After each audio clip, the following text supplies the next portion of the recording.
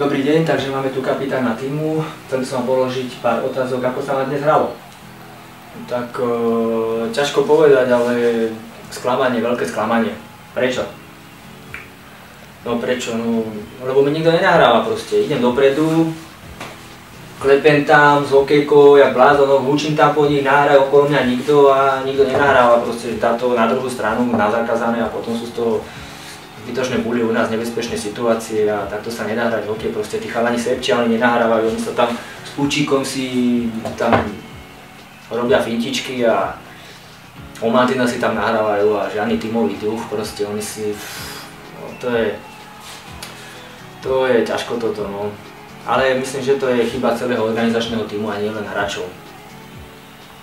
Prečo si myslíte, že je to chyba celého organizačného tímu? Áno, lebo však volá mi Zdeno, že či nepôjdem reprezentovať, že tam nemá koho dať, hovorím, že však dobre pôjdem, aj tak nemám čo robiť, by som doma sedel na záhradke a popíjal pivo, ale hovorím, že dobre, tak idem a to ste mali vedieť, čo mi všetko nasľubovali, ako hovorím, že príď, do šatne som objednal, výrivka bude, budú chlebičky a všetko a reku, dobre, fajn, tak idem. A prídem na šampionát, otvorím šatňu a ty kokos tam smrad, jak v Sapinci, neviem kto predtým hral, asi Nemci alebo kto, ale to je strašne smrad po nich a nič je nič, hovorím, Zdeno, to čo je toto? A víš, Taliani prišli prv, tak si zobrali našu šatňu. No a to bola katastrofa, akože, lebo tam chalani boli zvyknutí, že si zahryznú tie chlebičky, im požrali tí Taliani a oni potom boli nervózni, boli hladní, to nebola nervozita. Zo šampionátu to bola nervozita z hladu a to sa preneslo aj na ľad a potom to tak vypadá, celý zápas bol úplne ako, ešte nie celý, ešte budeme hrať, ale zatiaľ to vypadá neveľmi dobre a kvôli tomu, že proste neboli najedení dobre, no. Je to tak. Stav zápasu je zatiaľ 1-1, je to také nervózne, puky vám odskakujú od hokejok. No jasné, že nám odskakuje puk od hokejok a máme nepresné prihrávky, ale to je v hokejkách. Ako vidíte ďalší priebeh zápasu? To je všetko o hokejkách. Hokejky?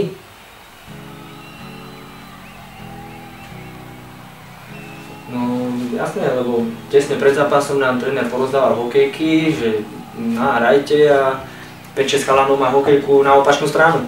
A mne dali takúto dlhú a ešte tiež na opačnú stranu, pretože s tým sa nedá hrať. To... že nelúbi sa vám? On si podal inzerát nejaký ešte pred šampionátom, že chce reprezentovať a proste, že sa mu tam nahlásilo strašne veľa chalanov a že keď sa nám nelúbi, že za dverami čaká ďalších, neviem koľko ľudí.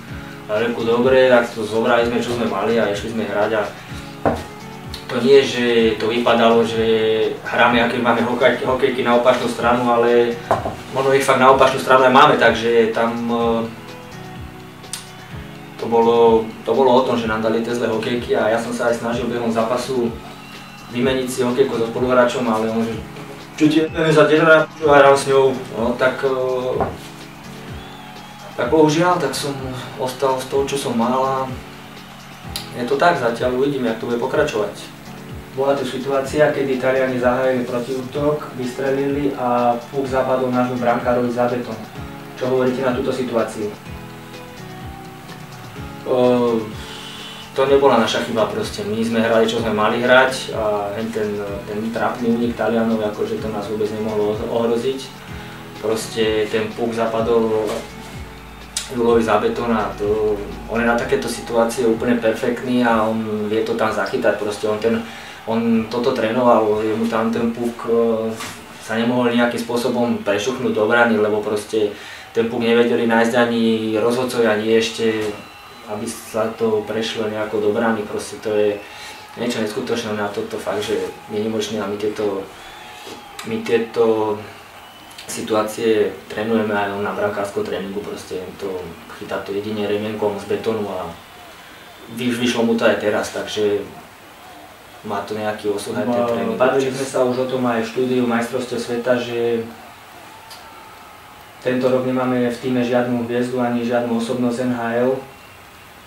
Čo na to hovoríte? Či je to prínos, alebo či vám to nevadí, ako to vnímate? Tak chýba tu určite nejaký skúsenejší hráč z NHL, ja som myslel, že príde aspoň Chára alebo nejaká iná hviezda. Ale neprišiel nikto, tak to ostalo všetko na nás a ja som sa na to strašne tešil, lebo som si chcel ponahrávať s ním, však kto by si nechcel nahrávať s takou hviezdou a ja by som nahrával len jemu, ja by som bol jeho najlepší kamarát a potom by sme si porobili pár fotiek v šatni, na Instagram by som si podal na Facebook a to bohužiaľ nevyšlo, no, je to také sklamanie a je to teda všetko na nás. Tak uvidíme, že čo s tým. Ale budeme sa snažiť zahrať to čo najlepšie a keď sa neodfotíme s tými našimi hviezdičkami, tak sme sa odfotili aspoň s tými opačnými hokejkami.